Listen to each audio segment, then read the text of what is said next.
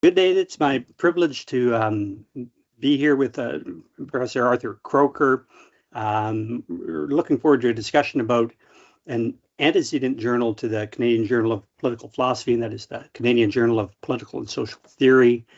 Very interested, Arthur, in mining your experience from that really seminal journal, and then also to reflect on what constitutes a distinctly Canadian intellectual sensibility, which matches up really nicely with the inaugural issue of our journal. So just to begin, Arthur, what motivated you and Mary Louise to start that Canadian Journal of Political and Social Theory? Well, I had to get my first job teaching at the University of Winnipeg. It was just very practical, and as terms of creating a space for myself and for others, that we'd have a space for a community of thinkers to actually begin to think. I was teaching at the University of Winnipeg. I was invited to give a theoretical presentation at another university, which I won't mention, and the people were great and stuff like this, but I could really see that as a young academic and young intellectual, that it was just, if you're a theorist or a philosopher, you're going to have a problem finding a group with which you could think and speak. So the conclusion I drew from that was, I came back and said, "Oh, Emeritus, we should start a newsletter." And she said, "No, why don't we start a journal?" So I said, "Well, it sounds great." So we then began to really just explore, at that time, this is 1976, the idea of how do you actually do a journal. And the antecedents in Canadian at that time were your own professional journals and things like this, which we didn't really want to do. We want to have an interdisciplinary journal of the critical imagination, and that was fully engaged in public affairs and at the same time fully engaged in the life of the mind, and not simply in contemporary debates. We're interested in classical debates in the nature of Western society and Western civilization, the rise of hegemonies and things, and we'd be open to poetry, film, etc. like this. So all those different forms, which are our own sort of, intellectual nexus. So we investigated. So we literally, for ourselves, had to teach ourselves, how do you do a journal in just absolutely practical ways. Like, first of all, how do you raise money? We had no money whatsoever. I started teaching the princely salary of, I think, $13,000. And the government, my first year of teaching, they retracted the salary to 11,000. So I thought, this can't be good. So we really had no money to start a journal. But fortunately, I was teaching a night class, and really great students, public service at Manitoba. And one of the students was a fundraiser. And she came up after a class. I mentioned the journal, no money and stuff. She said, I know the Bronfman Foundation, and they have some money left over at the end of the year, so I want you to send them a letter, which I did, and they gave us a grant for $5,000, and that made possible the publication, the first journal, and so we were able to get started. So just very practical. We learned things like typography, and also how do you do a journal that is really open to all perspectives, and not just intellectual perspectives, but also open to all generations, not simply to established scholars, but really open to young, emerging generation of scholars, which are just viewed of profound importance and stuff like this. And how do you create an intellectual space where everyone not only feels comfortable, but where you're really running at high standards of scholarly excellence, and really a journal that is self-policing in terms of its intellectual integrity and probity, in an editorial process that people trust, because they know that their articles are going to get serious and reused with respect, but also be critical, the nature of intellectual life. So. Well, it's heartening to hear that this search for efficiencies in our universities is nothing new for us, and that this appetite, I think, to be involved in a community of intellectuals remains as well, given the spread out nature of our country and the isolation that political and social theory sometimes find themselves in within departments. Yeah, no, it's exactly true. Yeah.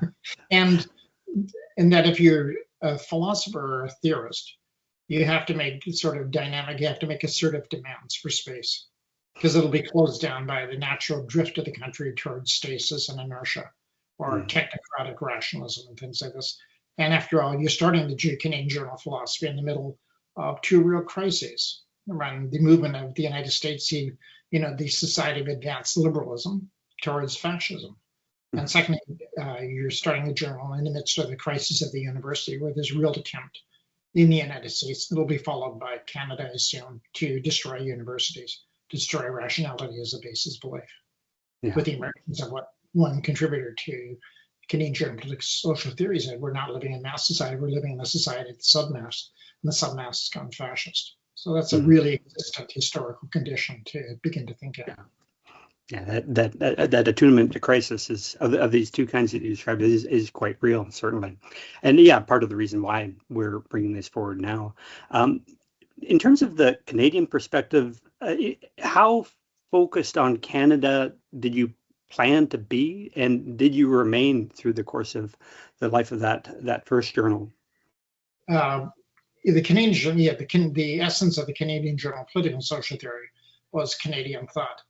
But I have maybe a different understanding of Canadian thought, because it always struck me that Canadian thinkers like Eric Havelock, Charles Norris, Cochrane, Northrop Frye, C.B. Macpherson, etc., were distinctly Canadian thinkers, but they were Canadian thinkers who always dealt with global issues, and that there was just an easy dialogical movement in Canadian thought between perspectives which were really grounded in the historical realities of Canada, of a country which is bred in colonialism and sought intellectually to break that hegemonic chains of colonialism by thinking broader philosophies of civilization and really contributing in a very distinctive Canadian way to thinking the crisis of civilization within which we live. And that's not just true of theory and philosophy in this country. It's true of music, literature, etc. This is a Canadian intellectual sensibility. Mm-hmm. I think in terms of that first issue of the journal and the four commitments that you make in the preface, genuine world consciousness is paired up with a passionate concern for Canada's historical fate. And this is certainly something we've been thinking about a lot. The aim is not to be exclusively focused on Canadian thinkers like Grant or McLuhan or Innis or what have you, but to give space for Canadian political philosophers, theorists, to reflect more broadly, whether it's Locke or Kant or what have you. But that's been a real question mark and something that we want to emphasize to our contributors, that there is. No, and I think in Canadian thought, that's just absolutely a natural reflex, actually. Mm-hmm. So I found we published a journal both in Winnipeg, then we moved to Montreal, and the journal began to really, to breathe in, the corpus of Quebecois intellectual sensibility as well, which is very similar to English Canadian intellectual sensibility, but concerned with, the world situation and developing a form of thought that has integrity to your own particular circumstances in life, but looking outwards. And how cannot we? Because, like Mexico and Canada have between us, the technological juggernaut of the United States, which defines the question of power. So we've always had a form of, our formation of thought has really been so deeply influenced by that, which is to say we're deeply influenced by the world situation as our particular historical circumstance. Yeah, for sure. It's interesting that our next question was, in what ways did the journal evolve over the years? You described your move from Manitoba to Quebec and the influence of that French traditional political thought influencing things. Could you elaborate on that more broadly? How did that journal evolve over the years from its origins in 1977? Yeah, well, involved in any number of different ways. And the journal really succeeded, I think, because it just reflected the emerging sensibility of a new generation of thinkers in Canada. So, we started, like the formula we adopted when we started, we thought, well, to develop a form of independent thought in this country is going to be conceived academically as a really radical act on the edge and margins of stuff. So our first several issues we put out in terms of form as conservative as possible. We did a conservative cover of the journal. We used a conservative Guillemot typography itself, to have the very format visually of the journal as conservative as possible, because we knew, irrespective of what any author said, the fact that they were publishing in the first independent interdisciplinary intellectual journal in Canada would be viewed as, by the establishment, as beyond the margins of thought, which in fact it was, right? Hmm. So we just used that, little visual tactic, which seems to have succeeded. And rapidly, we then, as the conversation initiated by the journal began, we then just moved to a much more intensive forms of thought, which allowed us to do theme issues, and later on in Body Digest, Frenzy, Questions of Ideology, Panic, reconsideration of French post-structuralism, etc. Many different influences just poured into the journal and were digested, through the medium of Canadian thought itself. And the journal itself became like a representative, a dialogical basis for senior scholars and junior scholars. I mean, thinkers like C.B. Macpherson, Herbert Marcuse, Susan Sontag, etc., regularly contributed to the journal. At the same time as you have young emerging thinkers who are just really pressing their own insistent demands on the life of the mind and the world itself. So that creates, a journal as a real journal itself. So I never, for myself, it would always be a mistake to think of journals as being tied to the limits of professions. I mean, journals should be something free and should be in dialogical and dialectical exchange with the authors contributing to it. It's the editorial responsibility to begin to reflect that. Yeah, that's interesting. That anticipation that this would be taken as a radical gesture, the sort of positioning of this is with a conservative look, at least at the beginning, and then allowing it to evolve over the course of its history. And then, and then important part of the journal itself. The journal began to, by the 1980s, feminism is really important as a political movement, also as an intellectual movement. It's changing the structure of thought. And the journal just breathed in feminism. We had, a landmark issue called Feminism Now. Mary Louise moved from managing editor of the journal in 1985 to become co-editor of the journal. And that really reflected the fact that, the feminist presence in the journal was just going to be noteworthy, and that we'd be open to all forms of discussions on questions of the body, gender, sexuality, etc. Thought opened up in that direction. Interesting. What you mentioned a dialectic. A dialectic requires some form of antithesis. What challenges did you encounter through the life of the journal? Yeah, well, going back to the first issue, it's a little subtitle on the cover, devoted to the development of a distinctly Canadian intellectual sensibility. I got immense criticism for that, quite personal, from all across the country, from academics all across the country. Really? I got hate mail, actually. Saying, for the most part, saying we already have a distinct intellectual sensibility. Who are you, young upstart, to say this and stuff like this? And I didn't mean to be putting anything. No, I just meant that the emphasis of the journal would be on the development over time of refinement of a Canadian intellectual sensibility. Yeah. Mm-hmm. I can't exaggerate the amount of criticism the journal got in its inception. That is super interesting. Maybe we're at a different moment now. I think there's a real appetite for the articulation of what is the value in a distinctly Canadian political philosophy, Canadian political thought, or intellectual sensibility. But at the time, you're saying that it was a fait accompli. It had already been settled by those who went before you. I remember to this day the hate mail from wow. pretty well-known academics right across the country. Not mentioning any names. No, it's what Harold Innis says. Canada runs to monopolies of knowledge. That's just the natural tendency of thought, which I always translate into beaver dam theory, right? Running water is dangerous in the Canadian mind. And Canadian still water that's dammed up behind, policed epistemologies is much more comfortable and stuff. If you do a good journal, you run against that because journals are running water. You never know what's going to happen with the play of ideas. That is super interesting. The beaver dam theory I haven't heard of that before.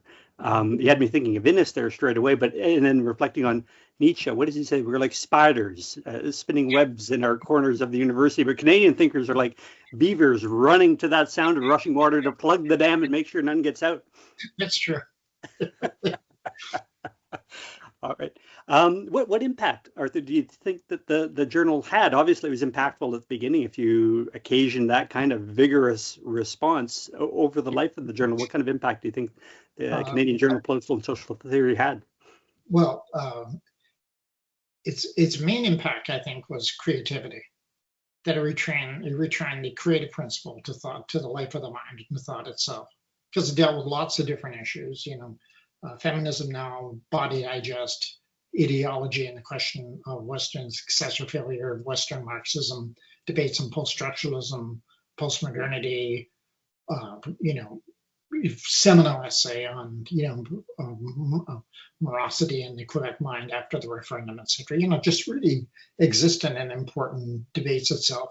And on the States, we did issues called Frenzy, and issues having to do with the marginality in Mexican thought, etc. So I think what the journal represented in its totality was one, a philosophy of civilization and a critical philosophy of civilization, of critically engaged, transformative thinking.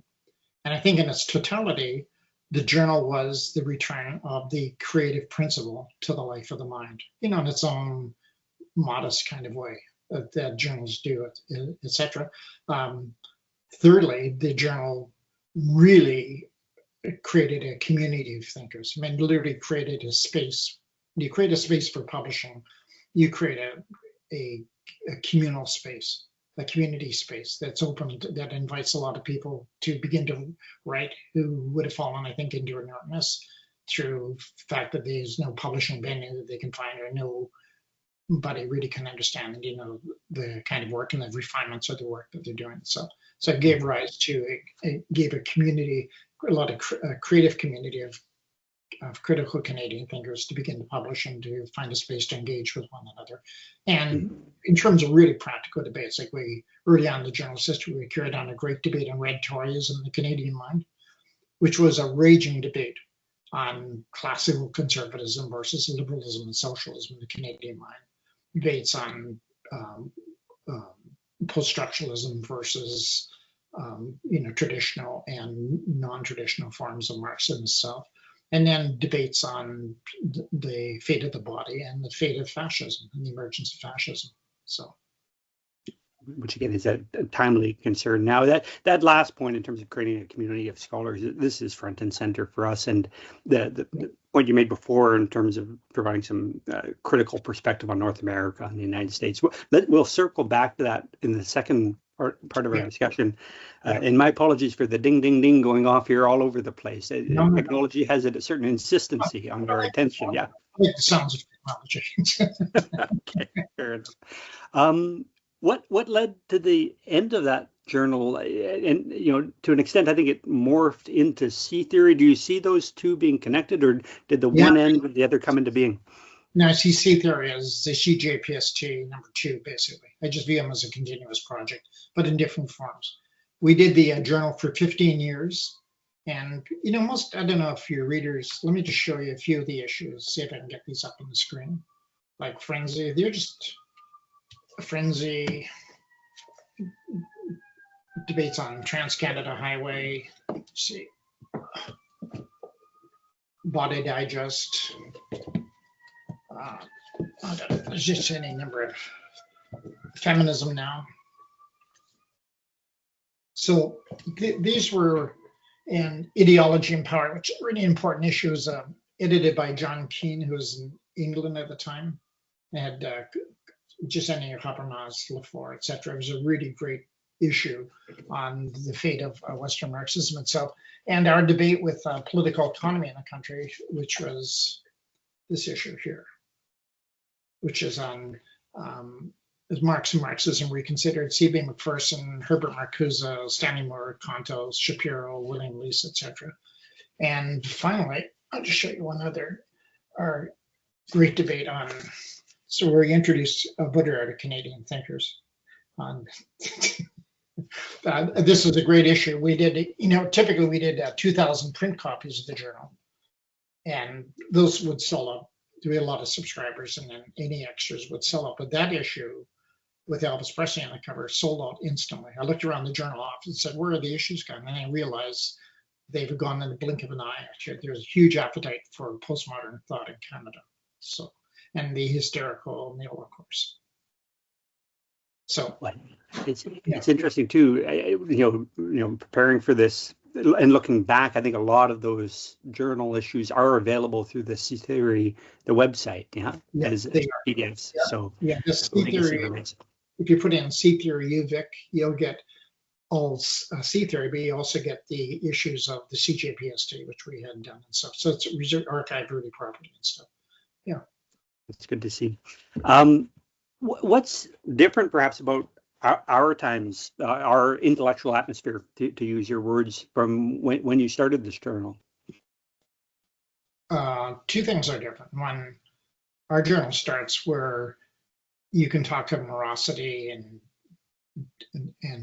anxieties and neoconservatism but it really within the perspective of the United States as a advanced society of advanced liberalism and its relationship to capitalism. But now I think the existent problem is to think of how does the life and mind exist and the life of culture exist when the dominant power in the world is fully and triumphantly fascist. It's not an illusion anymore. It's just within their own nomenclature, their own rhetoric. It's a fascist rhetoric. So what does that mean?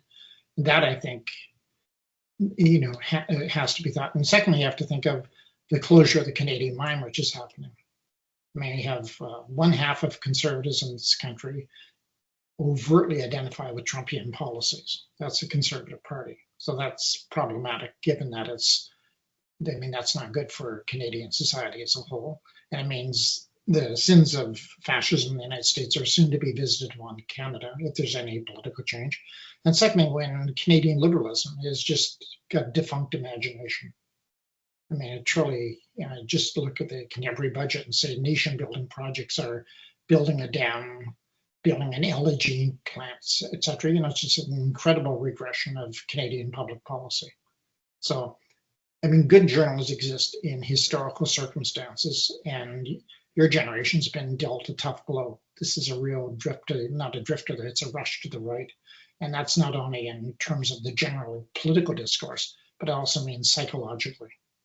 That's what Leah Lowenthal said, that we're living in a time in which the utter anxiety, fear of loss of economic privilege or gender privilege, combines with the inner anxiety, which is the boundaries of the ego, particularly the old male ego, are breaking down, and backlash is the currency of the day. So that's an existent historical situation to begin with. But the exciting thing, and I think for your journal, is if it bears relationship to Canadian culture, is this country has profoundly changed. I mean, the most important pattern of thought in Canada today is clearly Indigenous, definitely in art, but now clearly in thought as well. I mean, I find the Indigenous response to artificial intelligence to be the only clear alternative that I see being articulated anywhere. So that bears some careful reflection. And secondly, Canada has been changed because of immigration patterns. To know what's going on in Indian thought, in South American thought, Islamic thought would be really important to understand Canadian discourse today, let alone, the soon to be revitalized debate in Quebec nationalism and Alberta nationalism. Yeah.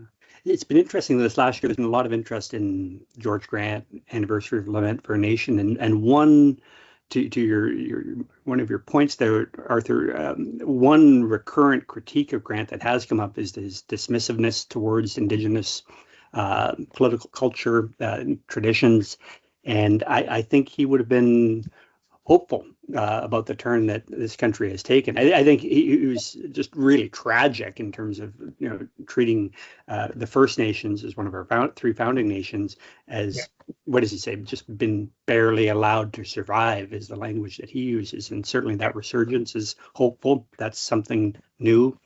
And yeah, again, thinking about Grant, I think I admire a lot his critique of liberalism seems kind of quaint now with the rise of fascism as you describe it, overt fascism. I think of Stephen Miller on stage, and using language that borrowed from Goebbels. This is the antagonism seems much more clear now than it may have at the time, and I think it's clear to many more people beyond just a few at the peripheries of Canadian political thought.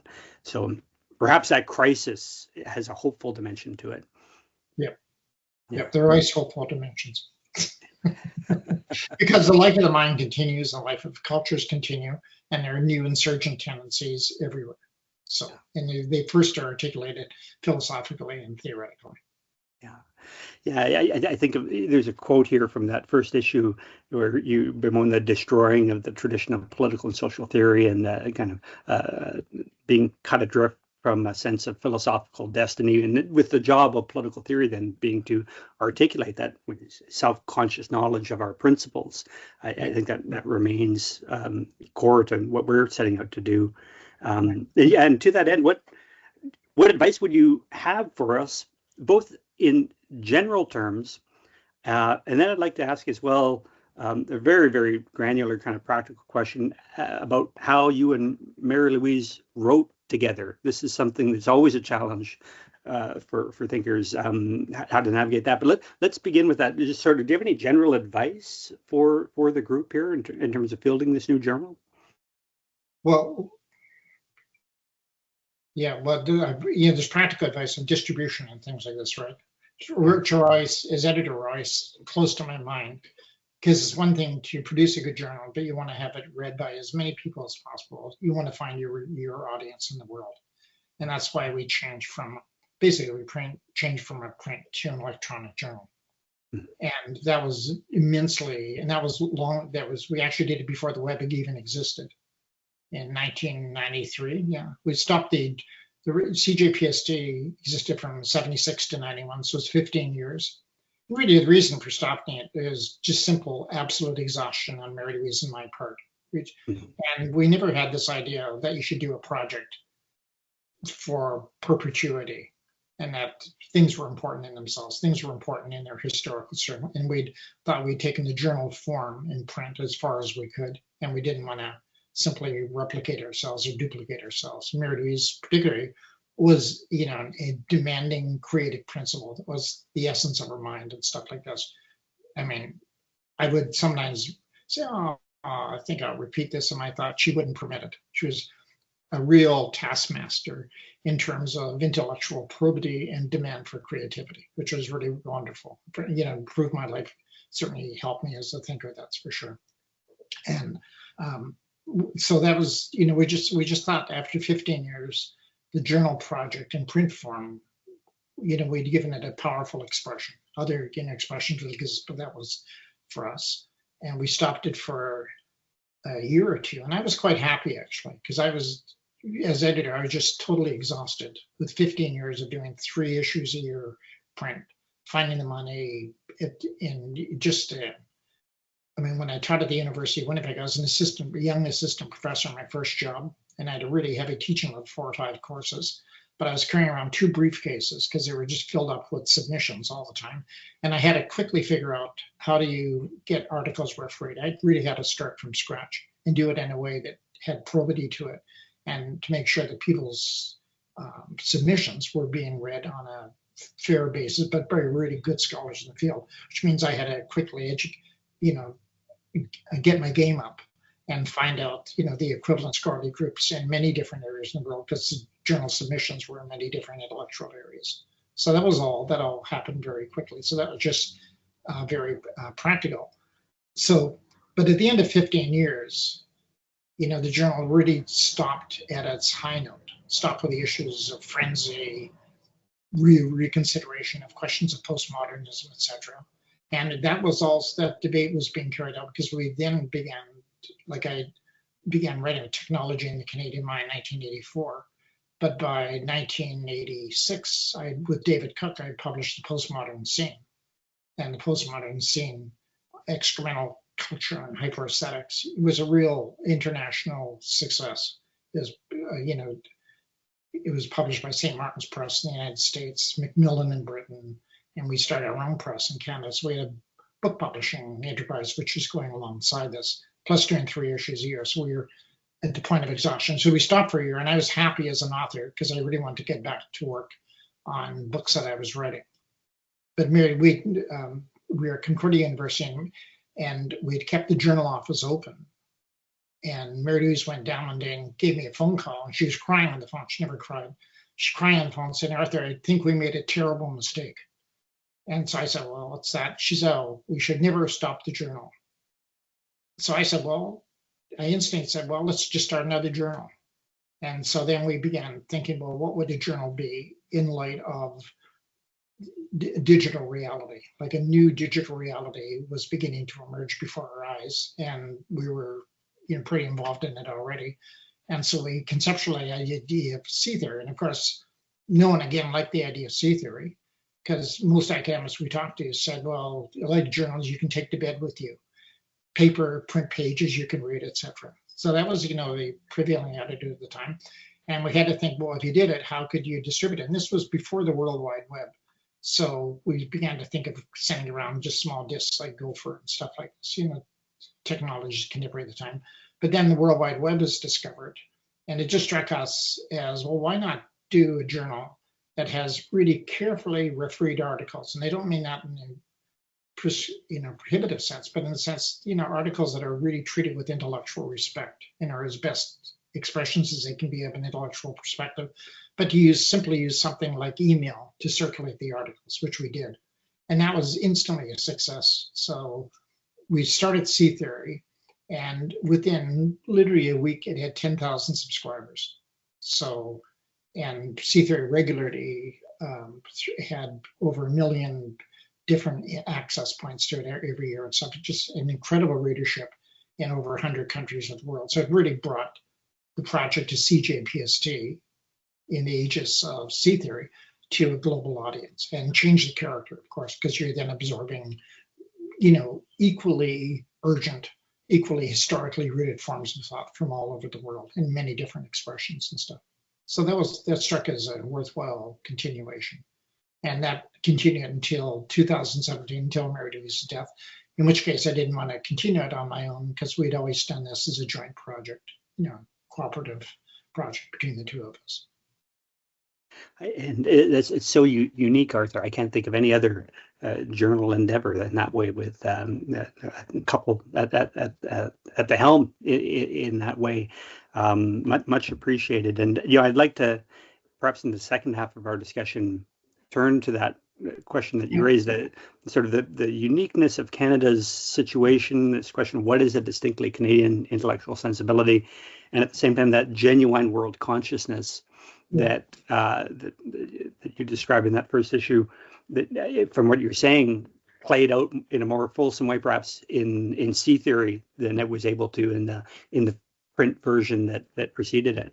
Yeah. And that when you do a global journal, which you'll start as a global journal, you just have unique opportunities. But the essence of it is Canadian thought, really, if you're doing it from within Canada. And Canadian thought is, really instructed in classical forms of thought. I mean, scratch a Canadian thinker and you're going to find someone who knows a lot about, the life of the mind in as many historical amplifications and exemplifications, and are serious, serious scholars of the philosophies, of many different philosophies of civilization. Let's say character of our country. Well, let's press pause here and then turn to that next. Yeah.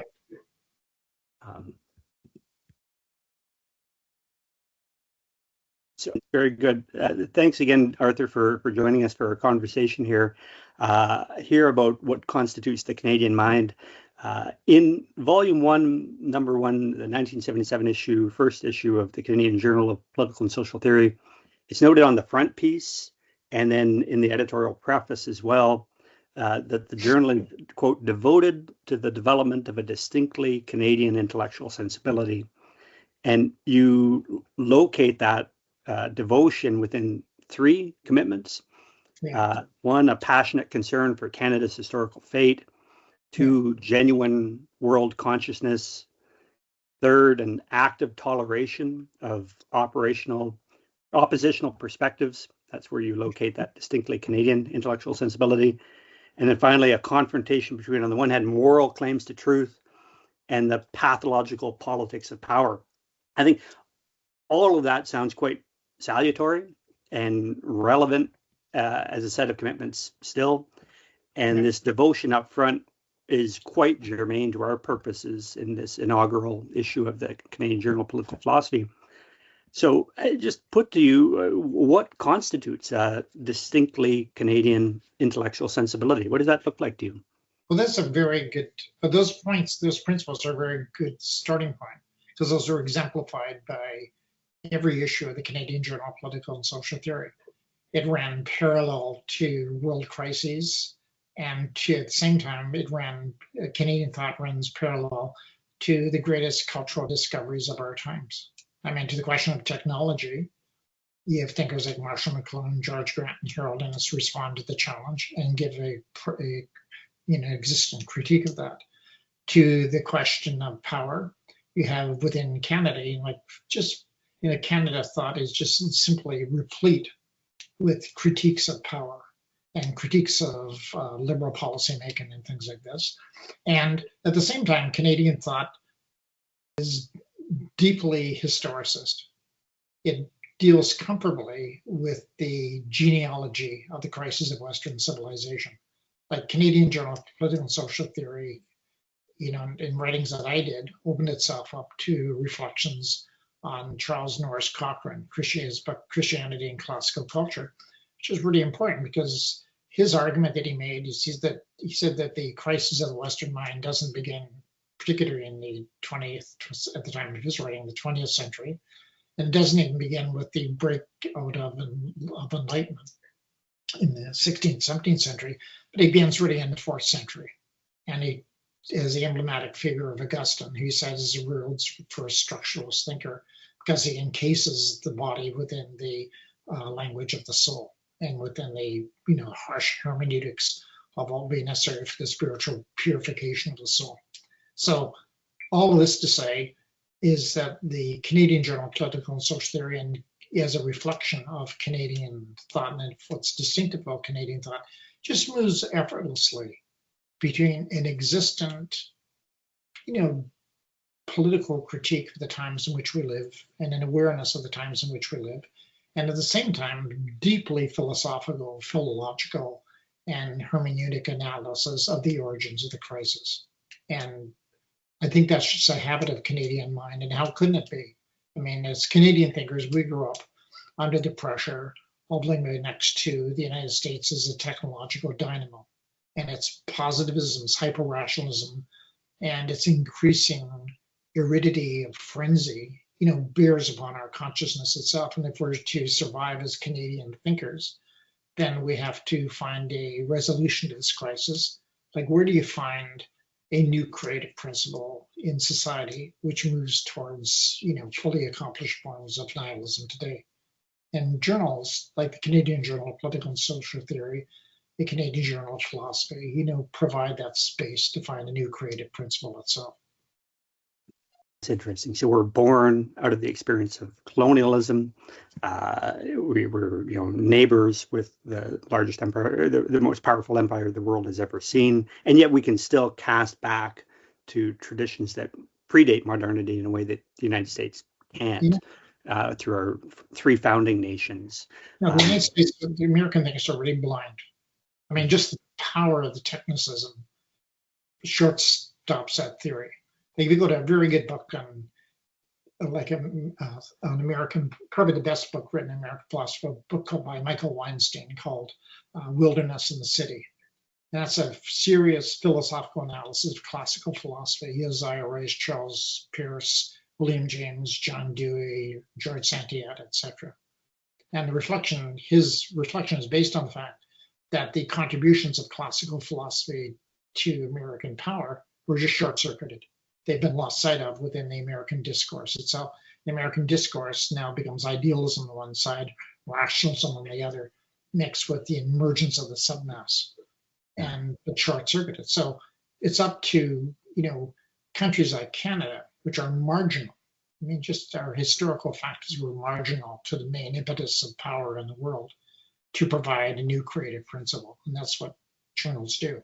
They search for new creative principle while they do existing critiques and just carry on, the pleasures really of the life of the mind, like careful philosophical explorations of origins and questions of futurism. Yeah. I'd like to dig into that, idea of being at the margins, the periphery. In technology in the Canadian mind, at several points, you refer to the demonic quality of technology, but you at the same time offer a hopeful historical choice. You mentioned the unique historicism of Canada. You write, quote, "We're now either at the end of history or just possibly at the beginning of all things." And you begin the epilogue to that book with a unreferenced nod to Yeats's poem, The Second Coming. You note, maybe more reservedly, more hopefully than Yeats, that, quote, "the center may no longer hold." The center, not the center cannot hold, but the center may no longer hold. Yeah. And you end that book by writing, quote, "Our political problem is just this. In the world of the silicon chip, there are no centers and no margins. Everyone is peripheralized now by the systemic logic of a technological society. There is no center which is not undergoing a fantastic reversal into decay and annihilation." I wonder how this kind of decentering of experience, life at the periphery, is something that the Canadian mind may be almost habitually and historically attuned to. We are, yeah, because we've always floated in decentering. I mean, I think before I did this interview, I was talking to someone. I mentioned I was doing this interview. She says, "Well, there is no Canadian philosophy." I thought, well, I said, there's, our intellectual traditions are replete with great Canadian philosophers, and it's a strong existent tradition. But in popular discourse, we marginalize our thinkers, right? It's a characteristic of Canadian thought, and don't give them proper credence, etc. Which journals do. Journals honor the life of the mind. So there's that. So all of that to say is that we're born. I mean, we are born. Canadians are born postmodern.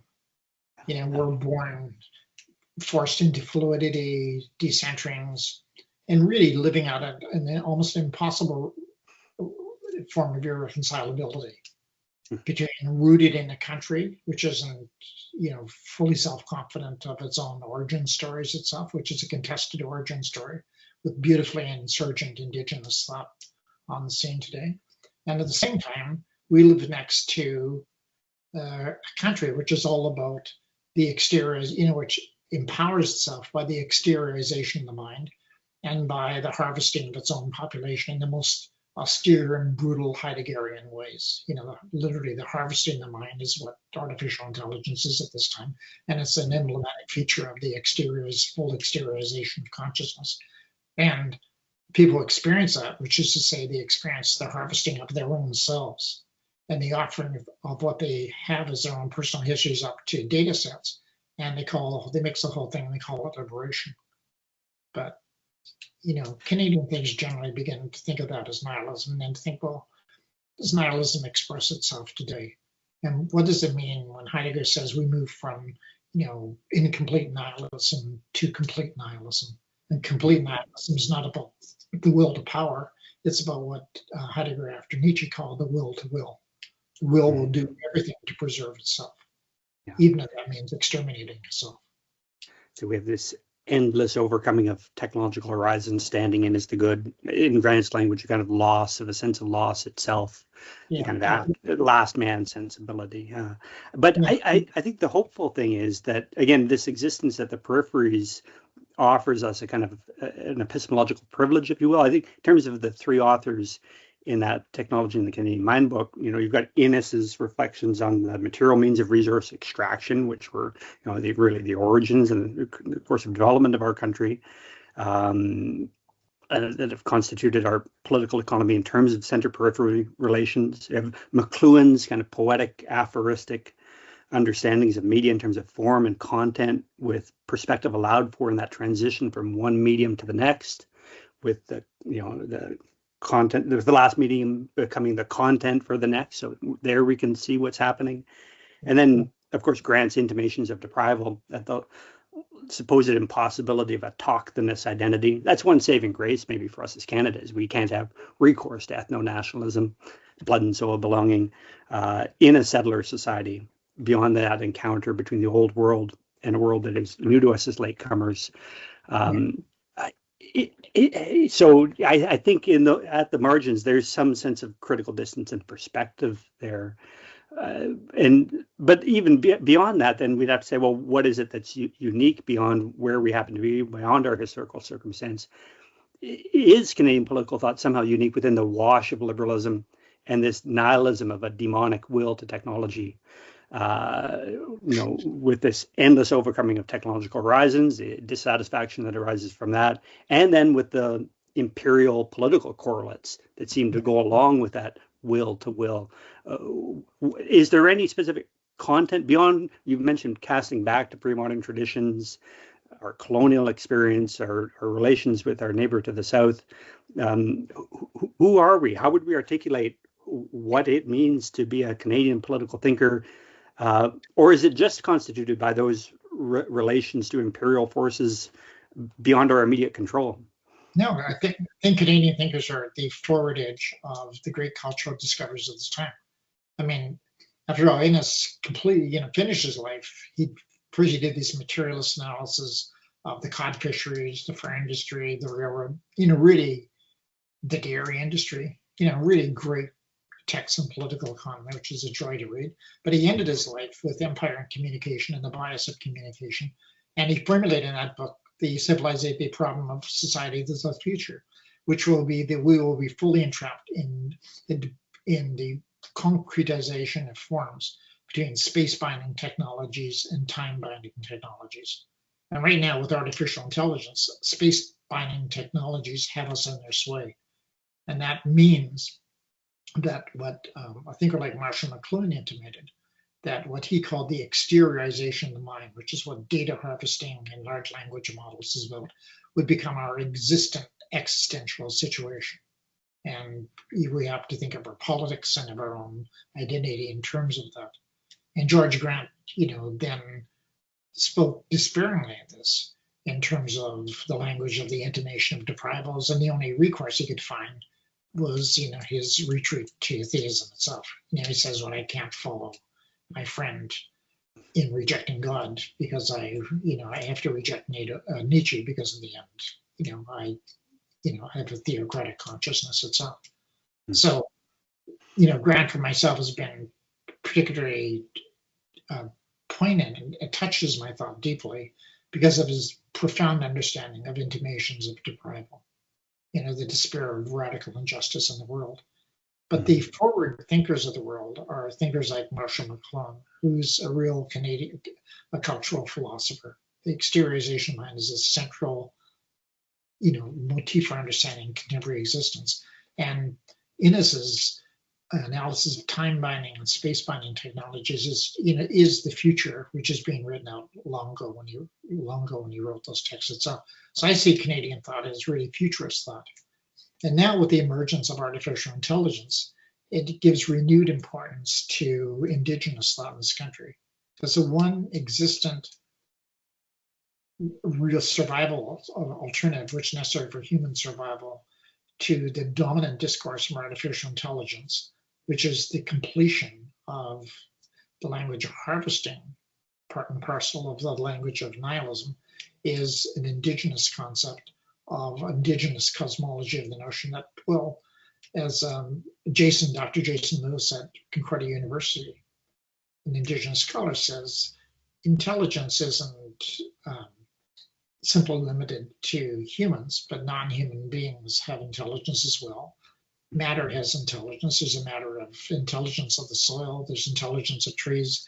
Stones have intelligence in the form of their really memory totemics itself, memory mnemonics itself. So there are abundant intelligence in the world. We just don't have any appreciation because we're caught in this damnable hierarchical notion. Humans are superior to every form of non-human habitation. So, but what if you adopted the perspective of Indigenous cosmology as our cultural principle, that humans and non-humans are equivalent, that there's intelligence to be found everywhere, but we haven't not yet found the language to articulate those forms of intelligence, which is to say, to make ourselves aware of that. So that thought has deeply touched me and made me think that to read Indigenous philosophers today is, in fact, to be in the presence of thinkers who are really articulating the one survival strategy for humanity itself out of the present predicament itself. Mm-hmm. And, this is serious metaphysics. Like I heard when I participated for a week in the Six Nations Reserve on this debates on abundant intelligences of an Indigenous philosopher, Leroy Littlebeer, from Lethbridge, from Lethbridge and Blackwood got up. He gave, I thought, well, this is like listening to the better version of Heidegger, and not like Heidegger at all, Heidegger's conservatism, but like Heidegger's critique of nihilism. But Leroy Littlebeer gave a short presentation accompanied by a video that he'd done with his wife called A Metaphysics of the Blackfoot Dictionary, and in which he began just with the expressions of Blackfoot language, that there's no expressions for I, and has no expressions for individuality, but has expressions for lines of flight, for engagement, for fluidity. And he would take particular words from the Blackfoot language and then begin to think about them metaphysically. It was a 20-minute or 30-minute presentation. Its brilliance just overwhelmed me. It was just so astonishingly original and powerful. And I thought, well, formative in terms of, really understanding contemporary society, actually, and really in advance of most things that I've heard. So that's why I'm confident that the future of the Canadian mind, it just keeps expanding. And it really has to expand to have a full appreciation of Indigenous thought. Yeah, that's super interesting, Arthur. That's what I was going to ask you about next. You'd mentioned that kind of hopefulness that you'd experienced in that recent visit to the Six Nations Reserve. Interesting as well to think about artificial intelligence, something beyond passing the Turing test, according to what you're saying there. We're not there yet, perhaps. And, in our discussion prior to this, you in passing kind of mentioned their cosmology, or a different cosmology presented there with specifically different ways of thinking about time and space as being somehow restorative. I'd like to ask you about that. And then also, reflecting on your recent book, The Quantum Revolution, Art, Technology, and Culture, there with David Cook, you call attention to Indigenous art as a site of resistance to the dominant technological worldview. Could you say more about how those cosmologies, how Indigenous art could be restorative, could renew that sense of hope, given the kind of perfect nihilism that you see in Heidegger sees coming out of the technological worldview? Yeah, and the quantum revolution is based on this principle that are David Cook and myself. We wrote in 1986. We wrote the postmodern scene together, and then later on we wrote the Panic Encyclopedia with Mary Louise. Did the Panic Encyclopedia, and so now we've returned to partnership, writing partnership, and we wrote the Quantum Revolution, which is an art and technology. And the essence of the quantum revolution is this notion that the language of computation, which is a dominant cultural form within which we live, is about to be radically changed with the introduction of quantum computing. Quantum computing offers an entirely different principle. It really just implodes the notion of a binary universe and introduces a full language of quantum physics into will introduce quantum physics into contemporary life. So all this a long-winded way of saying the quantum revolution is an exploration of what exists right now. That our senses that we've already moved beyond binary forms of thought, and that the dominant language of contemporary life, by virtue of living in a digital culture which is powered by apps which themselves are formed by mathematical constructs, in which emphasize principles of indeterminacy, fluidity, plurality of many different choices, contradictions turn out to be quite complementary of one another and things like this. In other words, life gets fully entangled, fully incommensurable, and moving at high speeds. It's just a normal, if you turn on a computer or you pick up your cell phone, you're in that world already. So the quantum revolution is an attempt to understand what's already happened to us. And the book itself has lots of recourse to art and, pretty good artists like Francis Bacon, etc. But the artists that it really pays attention to are Indigenous artists like Rebecca Belmore and other fantastic, particularly Indigenous women's art. Because that's an art of the body. And it's an art which is,